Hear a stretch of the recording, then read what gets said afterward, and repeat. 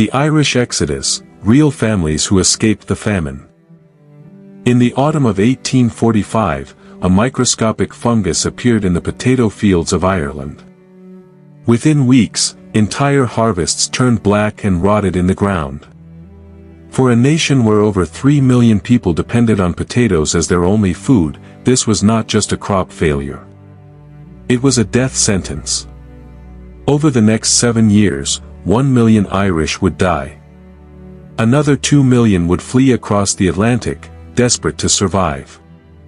This is the story of two of them, Patrick O'Donnell and Mary Sullivan. Real names from the passenger records. They were not heroes. They were ordinary people caught in a catastrophe. And what happened to them happened to hundreds of thousands of others.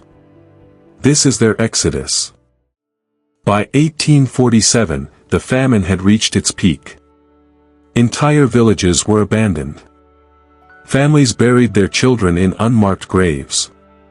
In County Donegal, in the northwest of Ireland, a young man named Patrick O'Donnell made a decision. He was 27 years old.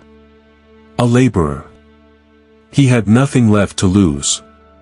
His family's land could no longer feed them. His neighbors were dying. The British government offered little help. So Patrick did what thousands were doing. He walked to the nearest port and bought passage on a ship to America. He traveled alone. 2 years later, in County Cork, a 19-year-old woman named Mary Sullivan faced the same choice. She had already lost her father and younger brother to starvation and disease. Her mother told her to go. To save herself. Mary left Ireland with a single bag and a promise to send money home if she could. Patrick O'Donnell boarded his ship in Liverpool in early 1847. Mary Sullivan left from Cork 2 years later, in 1849. Both sailed on what were known as coffin ships. The name was not an exaggeration. These were cargo vessels, hastily converted to carry hundreds of desperate passengers. Most travelers were packed into the hold, below deck, in darkness. The journey across the Atlantic took 6 to 10 weeks. There was barely enough food. Water was rationed.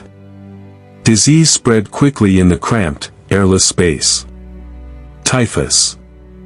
Cholera. Dysentery. On some ships, 1 in every 5 passengers died before reaching land. Imagine this: you are lying in the dark. You can hear the ocean through the wooden walls.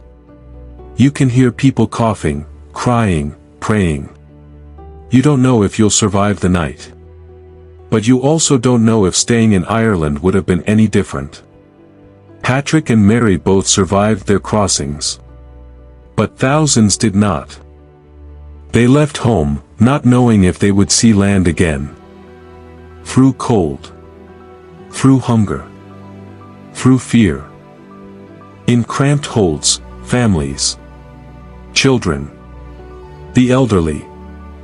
The ocean was behind them, but the journey was not yet over. Thousands of people. Every day. Ship after ship. They stood for hours. Weak. Exhausted. In their eyes, fear. And hope. We know only a few names. A few fates. But there were millions of these stories. They lost their homes. Their homeland. Their past lives. But they did not lose the most important thing. Hope. The Irish Exodus, a story of pain and human strength. When Patrick O'Donnell's ship arrived in New York Harbor in 1847, there was no Statue of Liberty. No Ellis Island. Irish immigrants were processed at a place called Castle Garden, at the southern tip of Manhattan. Patrick had no money. No connections. He spoke English, but with a thick accent that marked him as foreign. He made his way to a neighborhood called 5 Points, one of the poorest and most dangerous areas in the city. It was also home to thousands of Irish immigrants just like him. The Irish were not welcomed. Landlords refused to rent to them. Employers posted signs, "No Irish need apply." They were called criminals. Drunks. A burden on society. Patrick took whatever work he could find, loading ships, digging ditches, building roads. It was hard. It was dangerous. But it was survival. Mary Sullivan arrived in Boston 2 years later. At 19, alone, she had one option: domestic service. She became a maid in the home of a wealthy American family. She worked 6 days a week, dawn to dusk. She lived in a small room in the attic. But she was alive. And she was earning money. For 6 years, Mary saved every penny she could. She sent money back to Ireland when she was able. In 1855, she married an Irish carpenter named John Murphy. Together, they started a life that her parents could never have imagined. Patrick O'Donnell and Mary Sullivan were just 2 names among millions. But their stories didn't end with their arrival. Patrick eventually moved out of 5 Points. He found steadier work. We don't know if he ever married or had children, his records fade from history. But Mary did. She and John Murphy had 5 children. Their eldest son became a police officer. Their daughter became a schoolteacher. Within 1 generation, the children of famine refugees were building America. The Irish dug the canals. They laid the railroad tracks. They built the bridges. They became firefighters and police officers. They ran newspapers and political machines. By the early 1900s, Irish Americans were woven into the fabric of American life. But it started with people like Patrick and Mary. People who had nothing. People who risked everything.